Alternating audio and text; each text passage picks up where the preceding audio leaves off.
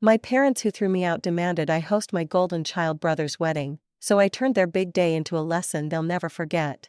I'm Cassandra, 32, standing in the foyer of my beautiful 3-bedroom lakeside home that I purchased entirely on my own. 5 years ago, I was homeless after my parents threw me out for refusing to give my college fund to my golden child brother, Adam. Now, they demanded I host his lavish wedding here, and when I refused, they planned to ambush me anyway with 150 guests. They had no idea what I arranged in response. Growing up in Portland, Oregon, wasn't supposed to be the emotional battlefield it became. My parents, Martha and Richard, seemed like normal middle-class professionals from the outside. Dad worked as a hospital administrator, climbing the ranks through sheer determination and networking skills. Mom sold real estate, specializing in upscale properties that she could never afford herself but loved to showcase to wealthy clients. Our family looked picture-perfect in holiday cards, but appearances were deeply deceiving. Everything changed when my brother Adam was born when I was 3 years old. I was too young to understand at first, but as the years passed, the pattern became painfully obvious. Adam wasn't just loved, he was worshipped. Every milestone, every achievement, every whim was catered to while I faded into the background of our family portrait. I still remember the afternoon I brought home my report card in 6th grade, straight A's across every subject. I had worked so hard, staying up late to study while maintaining my responsibilities around the house. Mom glanced at it, said, "Good job," without enthusiasm, and placed it on the counter under a pile of mail. That same evening, Adam came home with his report card full of C's and 1 B-. Dad took us all out for ice cream to celebrate his improvement, while my achievement collected dust under the electric bill. My high school graduation was scheduled for June 15th, and for once, I thought I might be the center of attention. I had been named valedictorian, and Mom had reluctantly agreed to host a small party afterward. 3 days before graduation, Adam sprained his ankle during a recreational soccer game, nothing serious, just a minor injury that required ice and elevation. My graduation party was immediately cancelled so both parents could tend to Adam's every need during his recovery. I sat alone in my room the night after graduation, still wearing my honors cords, scrolling through social media posts of classmates celebrating with their families. While I took the public bus to my part-time job at 16, Adam received a brand new Ford Mustang for his 16th birthday. He needs reliable transportation for all his activities, Dad explained when I questioned the fairness. My activities, including honor society and volunteer work, apparently didn't warrant the same consideration. The final insult was sharing my bedroom with visiting relatives, while Adam's room remained his private sanctuary. "Girls are better at adapting," Mom would say when I protested. I would come home to find my personal items moved, my bed occupied by an aunt or cousin, forcing me to sleep on the living room couch during family visits. Adam never had to sacrifice his space for anyone. Despite the constant reminders of my second-class status in the family, I developed a passion for architecture and design. I would sketch buildings during lunch breaks at school, create cardboard models in the garage when my parents were focused on Adam, and check out library books about famous architects. This passion became my escape, the one area of my life where I felt in control and appreciated, even if only by myself. When college application time arrived, I threw myself into essays and interviews, knowing financial support from my parents would be minimal, if existent at all. My efforts paid off with a partial scholarship to a respected university with an excellent architecture program. The scholarship covered about 60% of the tuition, leaving a significant gap that needed to be filled. "We can't afford to help you," Dad stated flatly when I showed him the financial aid package. "We need to save for Adam's education." The irony was that Adam showed little interest in academics and had mediocre grades at best. Still, my parents had apparently been saving a college fund for me as well, though I had never been told about it directly. The truth came out during my sophomore year of college. I was working 3 jobs to stay afloat, barely sleeping 4 hours a night while maintaining a 3.8 GPA. I came home during spring break to discover Adam had just returned from a month-long European trip paid for by my parents. When I questioned how they could afford such an extravagance when they couldn't help with my education, Mom accidentally revealed, "We used some of your college money because Adam needed this experience for his personal growth." The argument that followed was nuclear. For the first time in my life, I stood up for myself completely, letting out 2 decades of hurt and resentment. I called out the blatant favoritism, the constant dismissal of my needs and achievements, and the fundamental unfairness of using money that had been supposedly set aside for my education. "If you don't like how we parent, you can leave," Dad finally shouted, his face red with anger, not because he recognized his wrongdoing, but because I had dared to challenge the family dynamic. "Fine," I replied, a strange calm washing over me. "I will. I'll never forget packing my belongings into black garbage bags because no one offered to help me find proper luggage." Adam watched silently from his doorway, his expression unreadable as I made trip after trip to load my old Honda Civic with everything I could fit. Neither of my parents came out of their bedroom during this process, their closed door a final statement on how little my departure affected them. As I pulled out of the driveway for the last time at 20 years old, I glanced back at the house where I had never truly been wanted. Adam stood in the window, one hand slightly raised, but he never came out to say goodbye. The first few months after leaving home were the hardest of my life. My meager savings quickly evaporated between gas, food, and other basic necessities. My old Honda became both transportation and shelter. I would park in different Walmart lots each night, keeping my student ID and textbooks hidden under the seat, trying to maintain the appearance of a normal college student during the day while homeless at night. Showering at the campus gym, changing clothes in public restrooms, and eating whatever was cheapest became my new routine.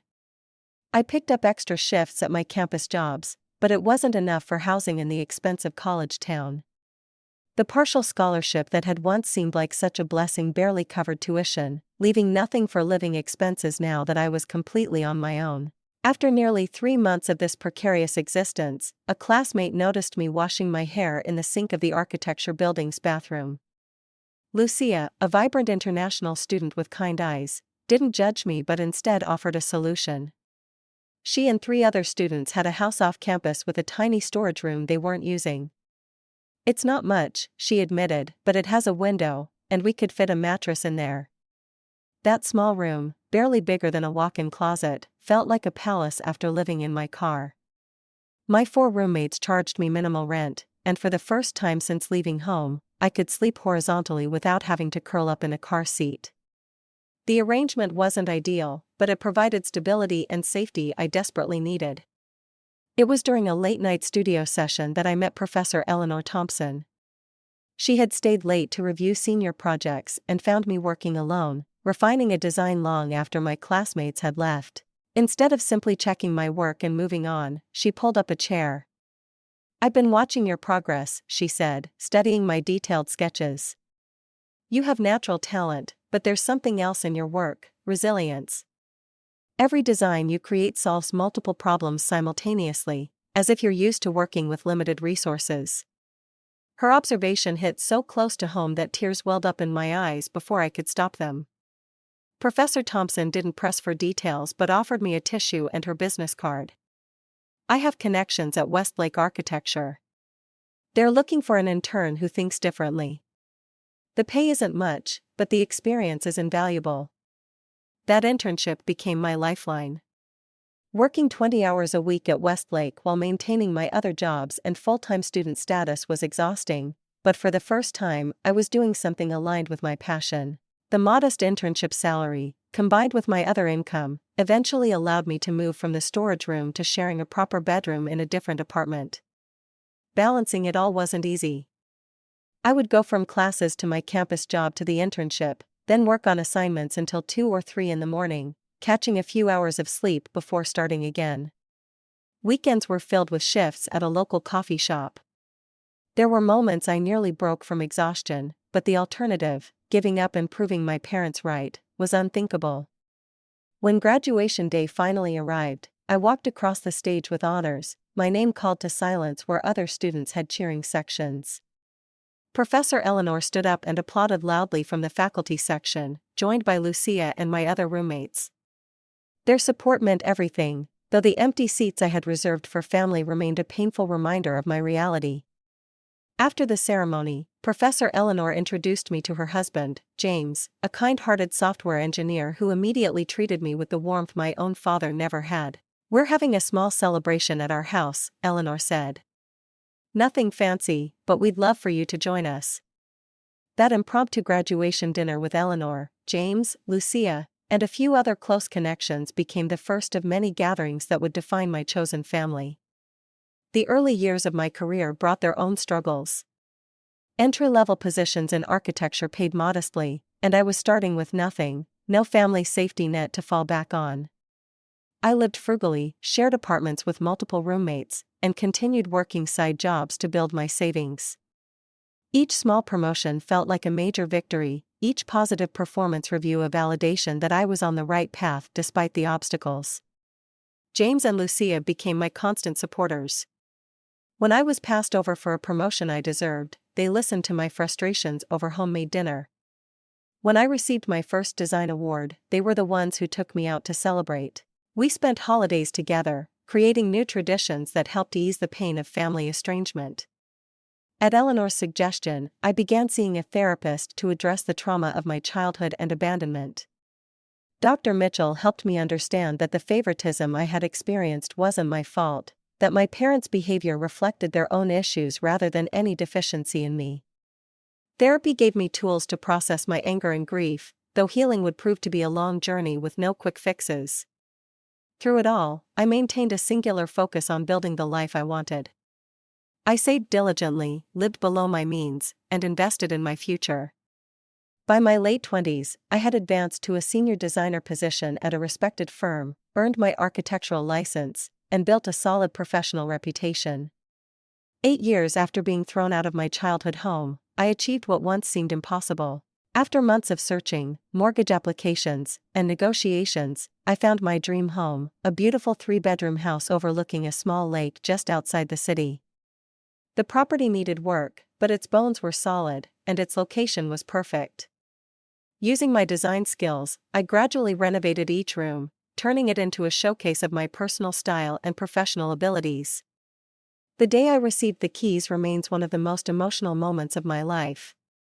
Standing alone in the empty living room, sunlight streaming through large windows onto hardwood floors, I broke down in tears, overwhelmed by how far I had come, from sleeping in my car to owning a home most people twice my age would envy.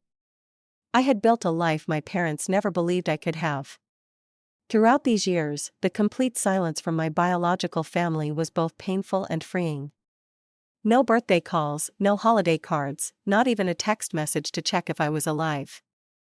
Sometimes the absence hurt more than active rejection would have, the indifference confirming how little I had mattered in their lives. Other times, the distance felt protective, allowing me to grow without their constant undermining of my worth. Each Thanksgiving, Christmas, and other holiday became an opportunity to strengthen bonds with my chosen family. James and Eleanor often hosted gatherings that grew to include friends, colleagues, and other strays without traditional family connections. Lucia, who had become my best friend, brought cultural traditions from her own background, creating multicultural celebrations that felt more authentic than the tense, performative holidays of my childhood. By my early 30s, I had built a life filled with meaningful work, genuine relationships, and a home that represented security and accomplishment. The journey hadn't been easy, but I had found peace despite my family's abandonment. Or so I thought, until an unexpected phone call shattered the boundaries I had carefully constructed. It was an ordinary Tuesday evening in April when my phone rang with an unknown number.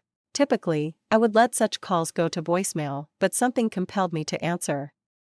The voice on the other end sent a chill through my body despite the warm spring air. "Cassandra, it's Mom." 7 years of silence broken with those 3 simple words, spoken as casually as if we had talked last week.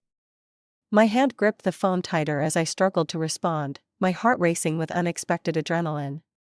"I'm surprised to hear from you," I finally managed, my voice steadier than I felt. "Well, it's been a while," she replied, the understatement so enormous it would have been comical in any other context. No apology for years of absence, no acknowledgement of how they had thrown me out, just, "It's been a while," as if we had simply lost touch due to busy schedules rather than family trauma. "How are you?" she continued, her tone artificially bright. "Are you still doing that drawing thing? Architecture, right?" "I'm a licensed architect now," I replied, wondering if she had even bothered to search for me online before calling. A simple Google search would have shown my professional achievements, the awards my designs had won, the magazine features about my work. "That's nice, dear," she said dismissively, clearly uninterested in my answer. "So, I have some exciting news. Adam is engaged. Her name is Bridget Williams. Her father owns that chain of luxury car dealerships across the Northwest, the Prestige Auto Group. You know, the one. They're a wonderful family, very connected. Of course, Adam had managed to find a partner from a wealthy family. The golden child continued his charmed trajectory, apparently. That's nice," I echoed her earlier dismissal, wondering why she had really called after all this time. "The wedding is planned for June 12th, she continued, not picking up on my coolness. "It's going to be quite the event, a 3-day celebration, very exclusive." "Good for them," I replied, still waiting for the real purpose of this call to emerge. It didn't take long. The thing is, her voice shifted to what I recognized as her persuasive tone, the one she used on reluctant real estate clients. "There's been a small issue with the venue. The Lakeside Country Club double booked, and the other party has seniority. We've been scrambling to find an alternative that meets Bridget's vision." I felt a sinking sensation, suddenly understanding where this conversation was heading. "Your father and I saw pictures of your house online," she continued. "That real estate website, what's it called?" "Zillow. The lake views are stunning, and the property size seems perfect. We thought it would be the ideal solution to host the wedding there." The audacity left me momentarily speechless. After 7 years of complete silence, after throwing me out of their lives, my parents' first contact was to demand use of my home for the golden child's wedding. "Let me get this straight," I said slowly. "You want to host Adam's wedding at my house? With how many guests?" "Around 150, she replied casually, as if requesting to borrow a cup of sugar. "The ceremony would be Friday evening, reception Saturday, and a farewell brunch Sunday. We'd need access Thursday for setup, of course."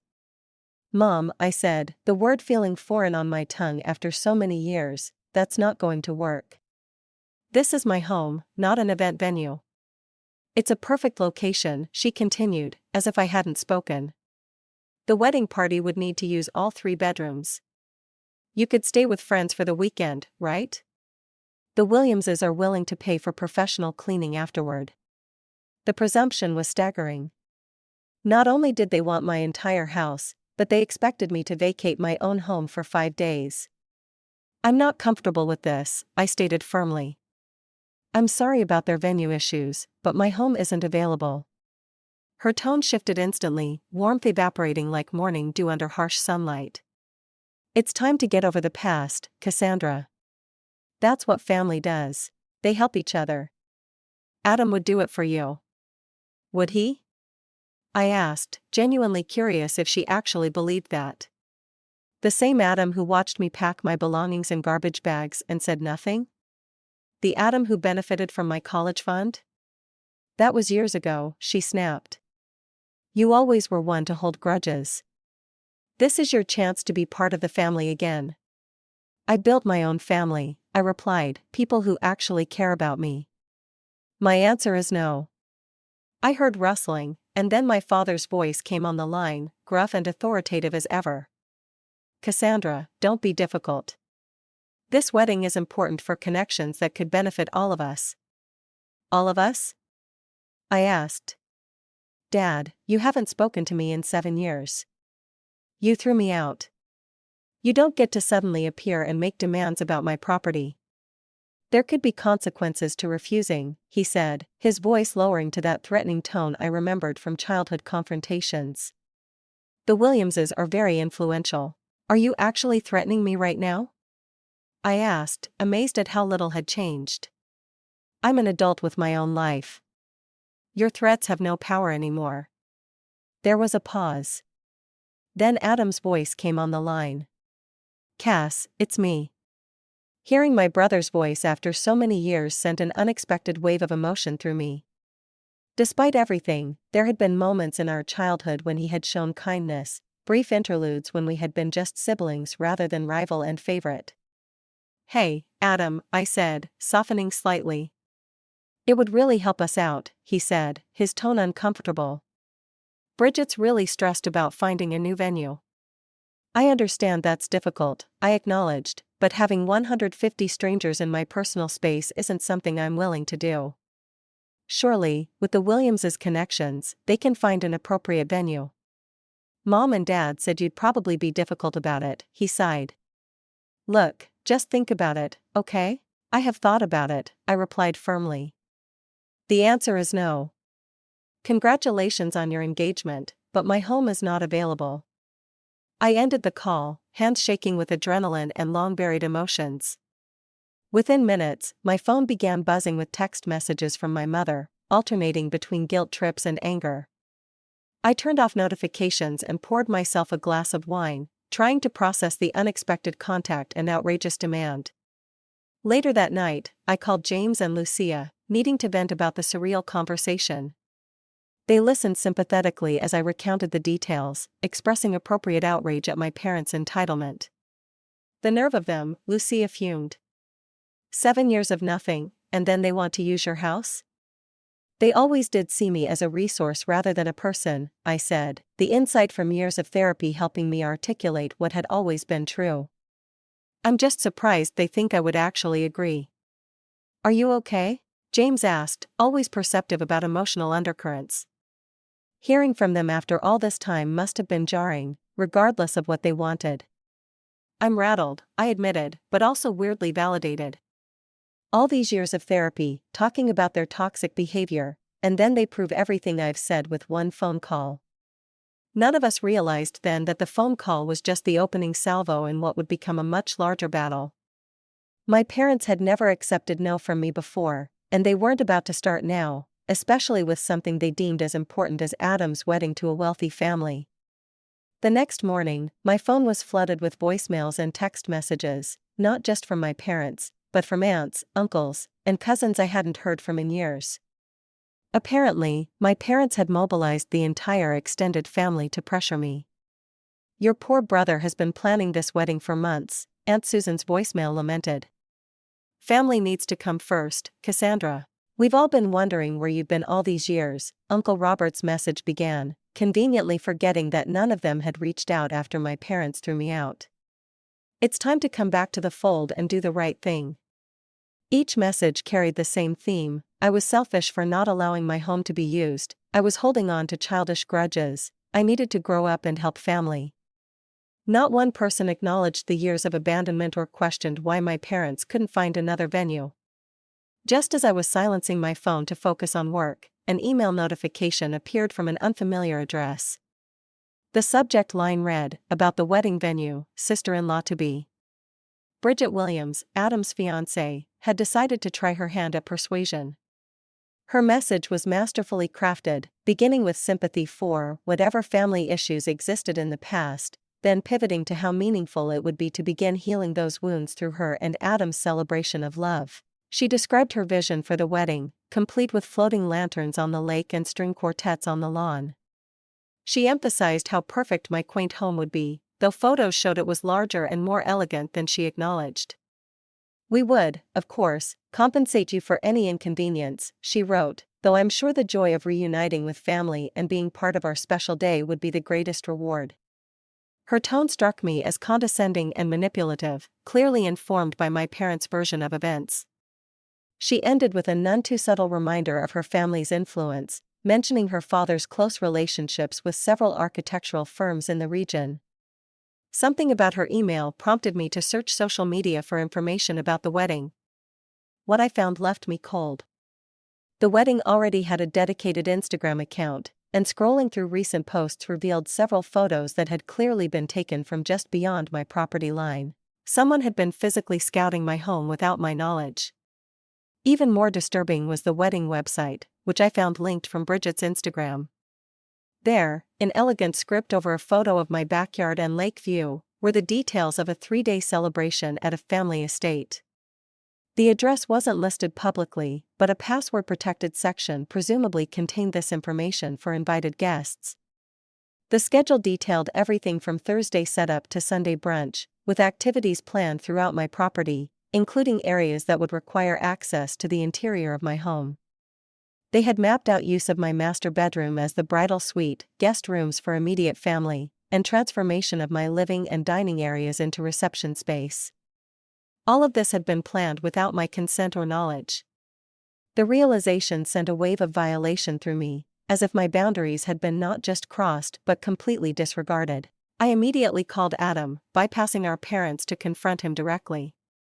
"Why are there photos of my property on your wedding website?" I demanded when he answered.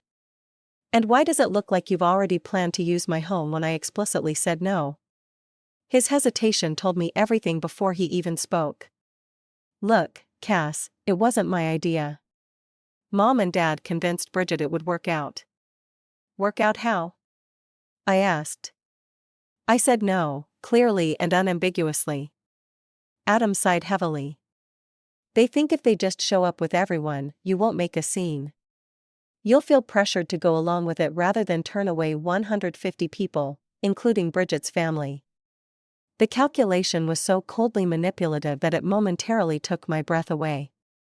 They planned to ambush me, to force my hand by creating a situation where I would be the villain for enforcing my own boundaries. "They told Bridget and her parents that you're thrilled to host but like to play hard to get initially," Adam admitted, sounding uncomfortable. "They're convinced you'll come around, especially once you see how important this connection is for the family." "And you went along with this?" I asked, hurt despite everything. "You know what they did to me, Adam. You were there." "I didn't have much choice," he said weakly. "You know how they are. And Bridget's family is, well, they're used to getting what they want." "So are our parents," I replied coldly. "But not this time. I want you to understand something clearly, Adam. I will not be hosting your wedding, not by choice and certainly not by ambush. If you all show up here expecting to take over my property, you will be turned away. I will not be manipulated or bullied. Not anymore." "Cass, please," he started, but I cut him off. "No, for once in your life, you need to deal with disappointment. Find another venue and tell our parents that their plan has failed. I know about it now, and I will be prepared." I ended the call, hands shaking with anger and anxiety. The audacity of their plan was stunning, yet completely in character for my parents. They had always steamrolled over my feelings and boundaries, always assumed they could control situations through manipulation and social pressure. But I wasn't a powerless child or vulnerable young adult anymore. That evening, I had an emergency session with my therapist, Dr. Mitchell, who validated my feelings of violation and anger. "This is an extraordinary breach of boundaries," she agreed. "Your reaction is completely appropriate. The question now is how you want to respond." "Part of me wants to just leave town that weekend," I admitted, avoid the confrontation entirely. "But another part feels like this is a defining moment. If I run away, I'm still letting them control me through fear." "Those are both valid options," she assured me. "There's no single right way to handle this. What matters is that you make a choice that aligns with your values and protects your well-being." After the therapy session, I invited James, Lucia, and my neighbor Thomas over for an emergency dinner meeting. Thomas, a retired judge who had become a friend and occasional mentor, listened intently as I explained the situation. "This is trespassing, plain and simple," he stated firmly. "You have every legal right to prevent unauthorized use of your property."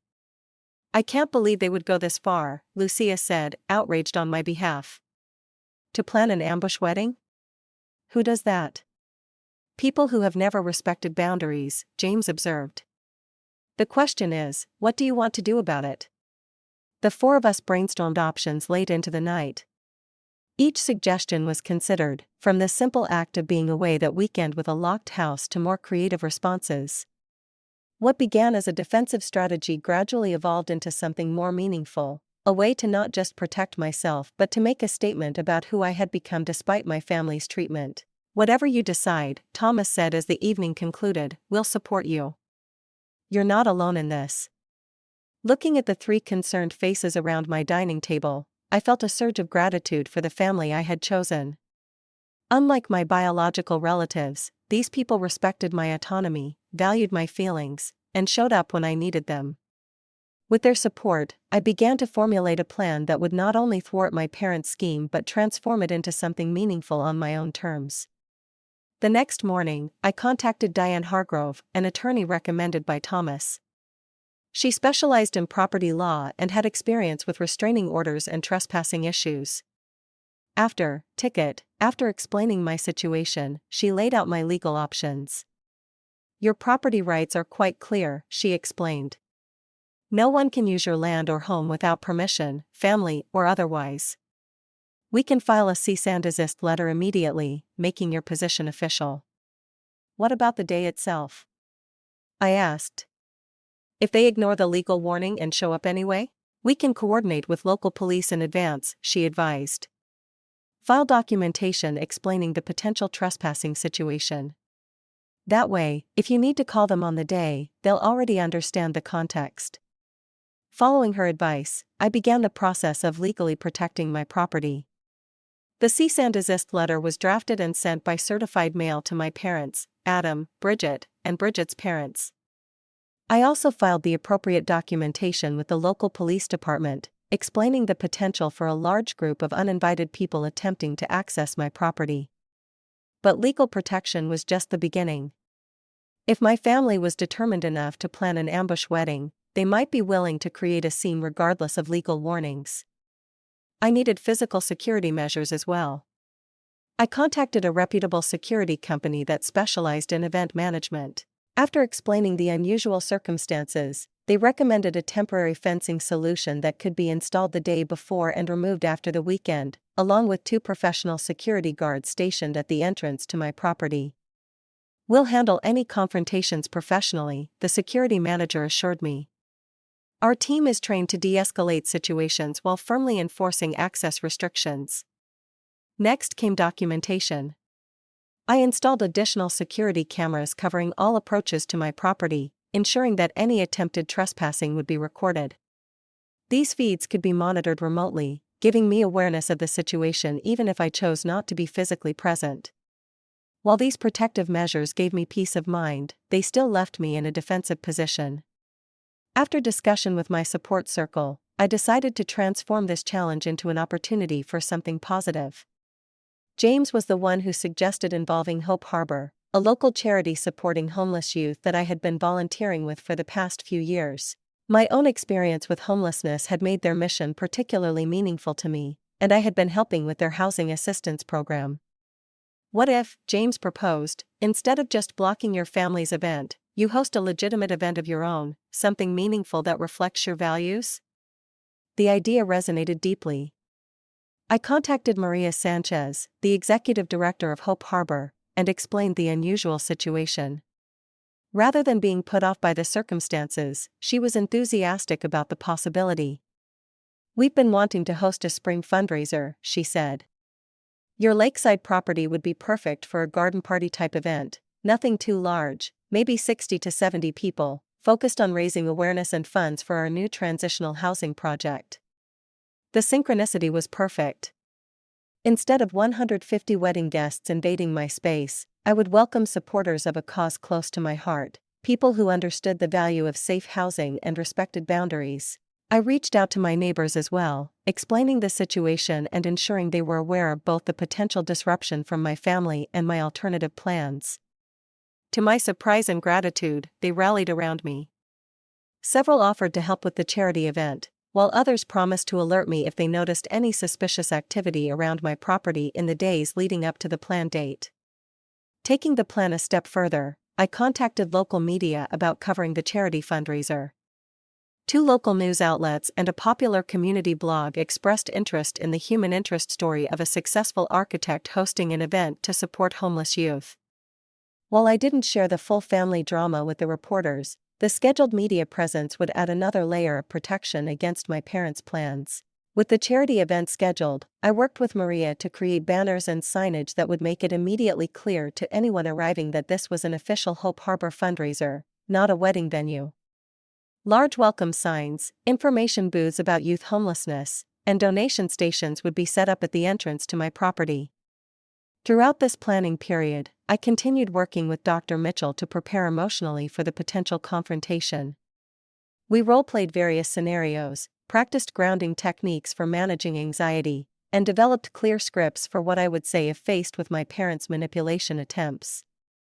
Remember, Dr. Mitchell emphasized, you are setting a healthy boundary. Their reaction to that boundary is not your responsibility. You can be firm without being cruel, clear without being combative. James, Lucia, and several other close friends arranged to be present on the day, creating a supportive buffer between me and any family drama that might unfold. They divided responsibilities, ensuring that both the legitimate charity event could proceed smoothly and any unwanted visitors could be intercepted before reaching me. 2 days before the planned date, I received an unexpected text from my cousin Megan, the only family member who had occasionally kept in touch over the years, though always cautiously to avoid angering my parents. Just heard about the wedding plans, she wrote. Wanted to warn you they're still planning to show up at your place around 3 p.m. on Friday, about 30 people coming early for setup, including caterers, the rest arriving Saturday morning. They're telling everyone you've finally seen reason. Be prepared. I thanked her for the warning, though it only confirmed what I already suspected. Despite the legal notices and lack of response from me, my parents were proceeding with their plan, apparently convinced their show of force would overcome my resistance. The night before the planned wedding day, I checked and double-checked all preparations. The temporary fencing had been installed, creating a clear demarcation of my property boundaries with a single controlled entry point. Security cameras were functioning, monitoring services activated. The security team would arrive early in the morning, followed by the Hope Harbor volunteers to set up the fundraiser. As I walked through my quiet house that evening, I felt a complex mixture of emotions: sadness for the family relationships that had been irreparably damaged, anger at the continued disrespect, but also pride in the person I had become despite it all. Whatever happened tomorrow, I would face it on my terms, surrounded by people who genuinely cared for me, supporting a cause that mattered. I fell asleep that night with a surprising sense of calm. For perhaps the first time since childhood, I was fully standing in my power, refusing to be diminished or controlled by my family's toxic patterns. Friday dawned clear and mild, perfect weather for an outdoor event. I woke early, a mixture of anticipation and nervousness fluttering in my stomach. By 7 a.m., the security team had arrived and established their positions at the property entrance. By 8, the first Hope Harbor volunteers were setting up tables, arranging flowers, and placing signage throughout the front lawn and driveway. Maria arrived with a team of youth program participants, all wearing Hope Harbor t-shirts and eager to help with the fundraiser preparations. Watching them transform my property into a welcoming event space filled me with a sense of rightness. This was how my home should be used, for something meaningful and positive, not as a battleground for family manipulation. Around 10 a.m., the first media representatives arrived, a reporter and photographer from the local newspaper doing a preview of the fundraiser for the weekend edition. They interviewed Maria about Hope Harbor's mission, took photos of the setup, and asked me about my involvement with the organization. As someone who experienced housing insecurity myself, I explained, carefully navigating my personal history without revealing too much. I understand how crucial stable housing is for young people trying to build their futures. Hosting this event is a way to give back and raise awareness for an issue that's often invisible in our community. By noon, the fundraiser was fully set up and looking beautiful. 60 folding chairs faced a small podium near the lake, with the water providing a stunning backdrop. Information booths about youth homelessness statistics and Hope Harbor's programs lined the winding driveway. A refreshment area offered donated pastries and coffee. String lights had been strung between trees, ready to create a magical atmosphere as evening approached. Everything was ready for the official start of the fundraiser at 2 p.m., 1 hour before my family's planned arrival, according to my cousin's intelligence. My support team was in place, James and Lucia positioned near the entrance, other friends dispersed throughout the property. I felt as prepared as possible for the confrontation ahead. At 2:45 p.m., just as the fundraiser was getting underway with about 40 attendees present, the security team radioed that several vehicles had pulled up outside the gate. Looking at the security camera feed on my phone, I saw my parents' luxury SUV at the front of a small convoy of cars and catering vans. "They're here," I told Maria, who squeezed my arm supportively. "We've got this," she assured me. "Just follow the plan." I watched on the camera feed as my father approached the security guard at the gate, gesturing impatiently. Even without audio, I could read his body language, the entitled expectation of immediate compliance. The security guard remained calm, pointing to the signage about the private charity event and presumably explaining that they were not on the guest list. My mother joined my father, her animated gestures becoming increasingly agitated as she faced continued refusal. Behind them, I could see Adam and a woman I assumed was Bridget emerging from another vehicle, along with an older couple likely to be Bridget's parents. More cars continued to arrive, creating a growing cluster of confused wedding guests in elegant attire. Channel 2 reports wedding guests attempting to access from the lakeside, came a voice over the security radio. My backup plan of having a second security team monitoring the waterfront access was proving necessary. "Time to make an appearance?" James asked, approaching with Lucia beside him. I nodded, taking a deep breath. "Let's go." The three of us walked calmly toward the front gate, where the confrontation was escalating. As we approached, I could hear my father's voice, loud and commanding. "This is a private family event," he was insisting. "We have permission from the homeowner." "No, you don't," I said clearly as we reached the gate. My father turned, momentary surprise flickering across his face before settling into a stern expression. "Cassandra, enough games. We have guests arriving. Open the gate immediately." "This is not a game," I replied evenly. "This is a legitimate charity fundraiser for Hope Harbor, an organization supporting homeless youth. It's been planned for weeks, and these are my invited guests." I gestured to Maria, who had joined us at the gate. "I'm Maria Sanchez, Executive Director of Hope Harbor," she introduced herself professionally. "We're so grateful to Cassandra for hosting our spring fundraiser. Are you interested in making a donation to support our programs?" My mother's face flushed with anger. "This is ridiculous. We've planned Adam's wedding here. The caterers are waiting. People have traveled from out of state. I never agreed to host any wedding," I stated firmly. "In fact, I explicitly refused when you called me." "You received a legal cease and desist letter, making my position clear. This property is my private residence, not a wedding venue." "We're family," my father growled, his voice lowering threateningly. "You can't do this to your own brother." "Family respects boundaries," I replied. "Family doesn't plan to ambush someone at their own home. Family doesn't throw someone out and then expect to use their property years later." A news van pulled up behind the growing crowd of wedding guests. A local television reporter had arrived to cover the charity event but was now witnessing the unfolding drama. My father noticed the camera and modulated his tone, though his eyes remained hard. "There's clearly been a misunderstanding," he said, more for the benefit of onlookers than to me. "We can work this out privately, Cassandra." "There's no misunderstanding," I countered.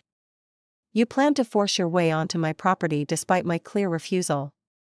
You told Adam's fiancée and her family that I had agreed when I hadn't. You misled all these guests." I gestured to the growing crowd of confused wedding attendees. "That was your choice, not mine." Bridget pushed forward, her face tight with controlled anger. "Do you have any idea how humiliating this is? All of our friends and family are here. The rehearsal dinner is supposed to be tonight." "I'm sorry you were misled," I said sincerely.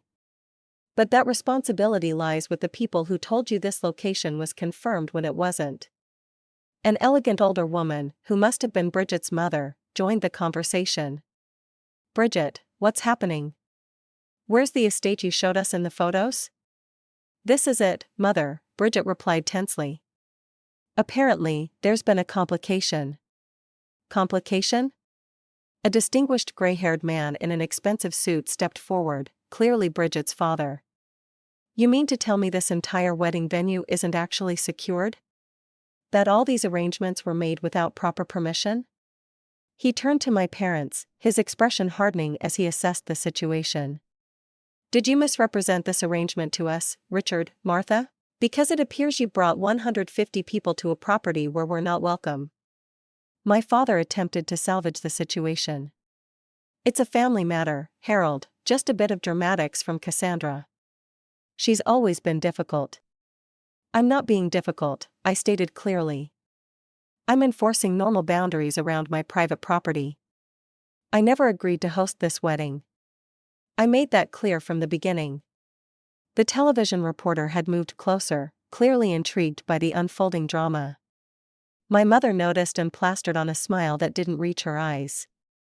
Perhaps we could discuss this privately, she suggested, gesturing away from the growing audience. There's nothing to discuss, I replied firmly. The Hope Harbor fundraiser will continue as planned. You'll need to find another venue for the wedding. At this point, Bridget nearly screeched. Everything is here, the flowers, the caterers, the guests. I understand this is upsetting, I acknowledged, but this situation wasn't created by me. I was clear about my boundaries. They were ignored. Adam, who had remained silent throughout the confrontation, finally stepped forward. To my surprise, he didn't join in the pressure campaign. She's right, he said quietly. Mom, Dad, she did say no. She was clear about it. We shouldn't have done this. My parents turned to him in unified shock. Adam, this is your wedding, my mother hissed. Don't take her side now. It's not about sides, he replied, looking genuinely uncomfortable. It's about the truth. We knew she didn't want this. We came anyway. That wasn't right. This unexpected support from Adam shifted the dynamic completely. Bridget turned to him, incredulous. You knew this might happen, and you didn't tell me? The confrontation was now splintering in multiple directions, with Bridget and her parents demanding explanations from Adam and my parents attempting damage control with various wedding guests who had approached to understand the delay. Through it all, I maintained my calm, standing firmly at the boundary of my property, supported by James and Lucia on either side, with Maria and the Hope Harbor team visible behind us. The contrast couldn't have been clearer between the chaos of my biological family's deception and the stable, supportive chosen family I had built. We have a contract with the caterers, my father tried one last angle. We'll be liable for thousands in cancellation fees. That's unfortunate, I acknowledged, but it's the consequence of planning an event at a venue you didn't actually have permission to use.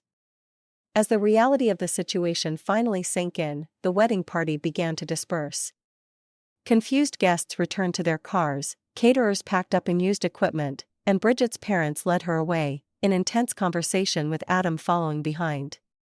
My brother turned once, meeting my eyes with a complex expression that held apology, regret, and perhaps a hint of newfound respect. My parents were the last to leave, my father's face rigid with suppressed rage, my mother's eyes brimming with angry tears. You've ruined everything, she spat. I hope you're satisfied. I didn't ruin anything, I replied evenly. I protected my boundaries, something I learned to do despite, not because of, how you raised me. They finally departed without another word, leaving an odd silence in their wake. The security team reported that all wedding guests had left the property perimeter, and the charity event could continue undisturbed. As I walked back toward the fundraiser with James, Lucia, and Maria, a strange lightness filled my chest. The confrontation I had dreaded for days was over, and I had remained true to myself throughout. I hadn't crumbled under pressure or lost my composure, I had simply stood firm in my truth. You did it, Lucia whispered, squeezing my hand. We did it, I corrected her, filled with gratitude for my chosen family who had stood with me unflinchingly. The Hope Harbor fundraiser continued as planned, the earlier drama adding an unexpected element of interest for attendees. By evening, as string lights twinkled in the trees and soft music played across the lawn, the event had raised nearly twice our target amount for youth housing programs. Standing by the lake, watching people enjoy my home in a way that aligned with my values, I felt a profound sense of peace wash over me. Later that evening, after most guests had departed, I received a text message from Adam. "Can we talk tomorrow? Just us?" I stared at the phone for a long moment before replying, "Coffee shop on Main Street, 11 a.m. Whatever came next with my family, I would face it on my terms, from a position of strength and self-respect. The pattern of control had been broken, perhaps for good. The morning after the confrontation dawned quiet and still. I awoke feeling strangely peaceful, as if a weight I had carried for years had finally been lifted. The security team had departed, the temporary fencing removed, and my property returned to its normal state, though now imbued with new meaning after standing as the battleground for my long-overdue boundary setting. Local news coverage of the Hope Harbor fundraiser appeared online, with brief mentions of the unexpected family disagreement that had preceded it. Social media buzzed with snippets of the confrontation captured by wedding guests, most comments supporting my right to determine how my property was used. A few posts from more distant relatives painted me as the villain, but even those were met with reasonable people pointing out the absurdity of planning a wedding at someone's home without clear permission. The charity event itself was hailed as a tremendous success, raising awareness and substantial funds for youth housing programs. Maria called to express her gratitude, noting that the publicity had already led to new corporate sponsors reaching out to support their work. Something positive had emerged from the attempted invasion, a fitting transformation of negative energy into constructive outcomes. At 11 a.m., I arrived at the small coffee shop on Main Street for my meeting with Adam. I spotted him already seated in a corner booth, looking tired and subdued.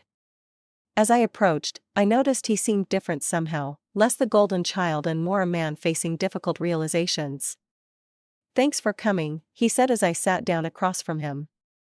"I was surprised you reached out," I admitted, studying his face for signs of our parents' influence. He sighed heavily, running a hand through his hair. "Yesterday was enlightening in the worst possible way." "How so?" I asked cautiously. "Seeing Mom and Dad from the outside perspective, watching how they manipulated everyone, including me and Bridget, it was like suddenly seeing a pattern that's been there my whole life, but I was too close to recognize." I remained silent, allowing him space to continue his thought process without interruption. "The wedding's postponed, by the way," he added. "Bridget and I have some things to figure out." "I'm sorry if my actions caused problems for you," I said, though not entirely certain I meant it. "Don't apologize," he replied quickly. "You were right to do what you did. The apology should come from me." He met my eyes directly.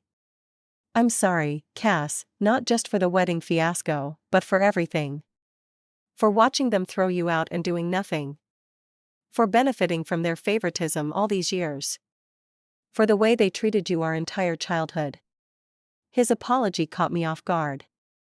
In all my imaginings of this confrontation and its aftermath, I had never expected genuine remorse from Adam. "I always knew it was wrong," he continued quietly, "the way they favored me, the double standards. As a kid, I didn't know how to process it.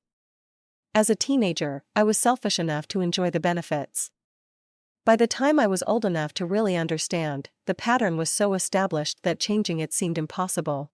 You could have reached out after they threw me out," I pointed out, a hint of the old hurt surfacing despite my best efforts. "I should have," he acknowledged. "I wanted to, but I was a coward. I was afraid of losing their approval, their support. It's not an excuse, just the pathetic truth." We sat in silence for a moment, the weight of years of family dysfunction hanging between us. "When did you start seeing a therapist?" I asked, recognizing the language of self-awareness. He looked surprised. "How did you know?" "Some of what you're saying, the insights, they sound like the realizations that come from good therapy." 3 months ago, he admitted. When the wedding planning started getting intense, Bridget noticed how anxious I became whenever Mom and Dad got involved in decisions.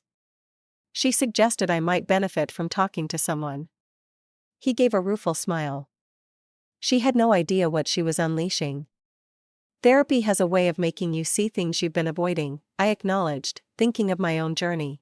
It's been overwhelming, he confessed, starting to understand how dysfunctional our family really is, how the dynamic shaped both of us in different ways. You were the scapegoat, I was the golden child, but neither role was healthy. The conversation continued for nearly 2 hours, delving into shared childhood memories now viewed through adult perspectives, comparing notes on our parents' manipulation tactics, and carefully rebuilding a tentative connection as siblings rather than rivals. Adam revealed that his relationship with Bridget was under serious reconsideration. After yesterday, she saw exactly what you've dealt with. She's questioning whether she wants to marry into this family dynamic. And honestly, I don't blame her. What about her parents? I asked, remembering the distinguished couple who had seemed appalled by my parents' behavior. Mr. Williams pulled me aside afterward, Adam said with a grimace. Told me he'd never seen such appalling entitlement in his life, said if this was how my parents conducted themselves, he had serious concerns about his daughter's future happiness. That must have been difficult to hear, I observed. Necessary, though, Adam replied. Sometimes it takes an outsider to name what you've normalized. As our meeting drew to a close, Adam asked hesitantly, would it be possible to stay in touch? I understand if you're not ready for that. I considered his request carefully. I think we could try, I said finally, slowly, on neutral ground like this, and with very clear boundaries regarding our parents.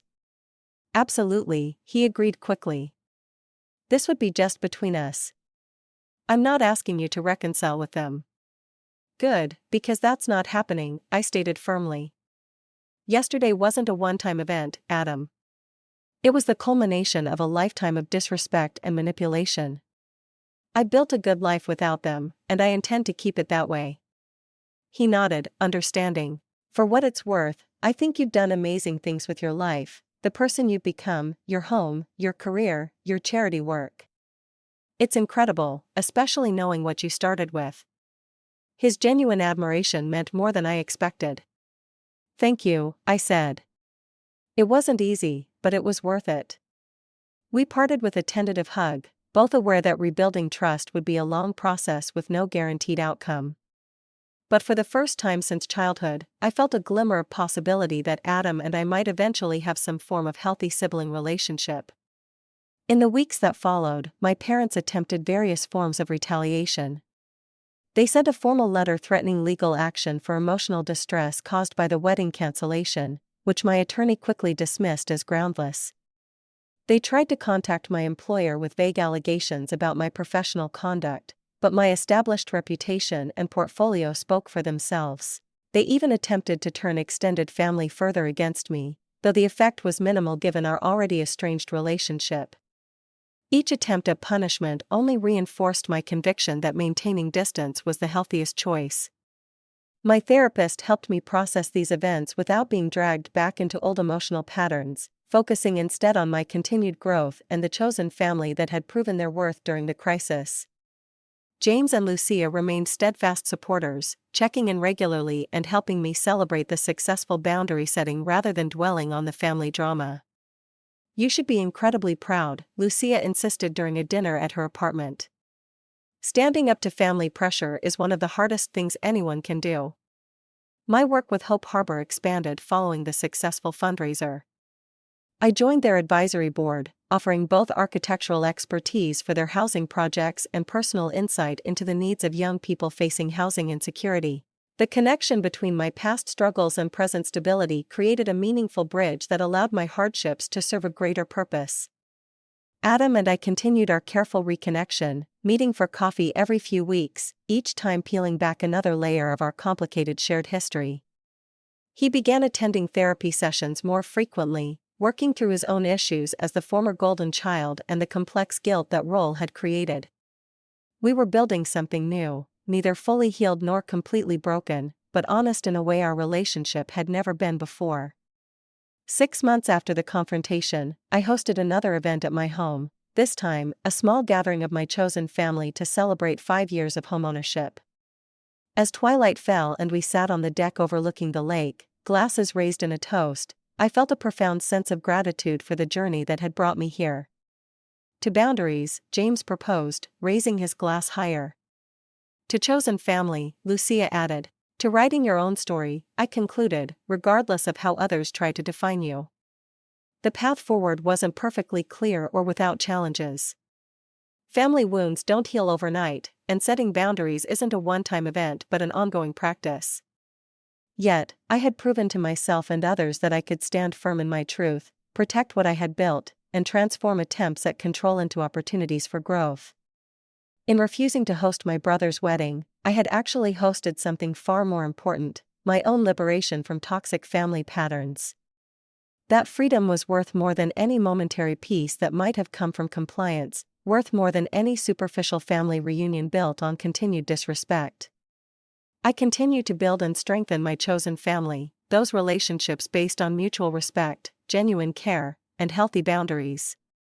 I focus on using my story to help others who have experienced family rejection or homelessness, turning pain into purpose. And I remain open to authentic connection with those who demonstrate true change, including my brother, while protecting myself from those who remain committed to manipulation and control.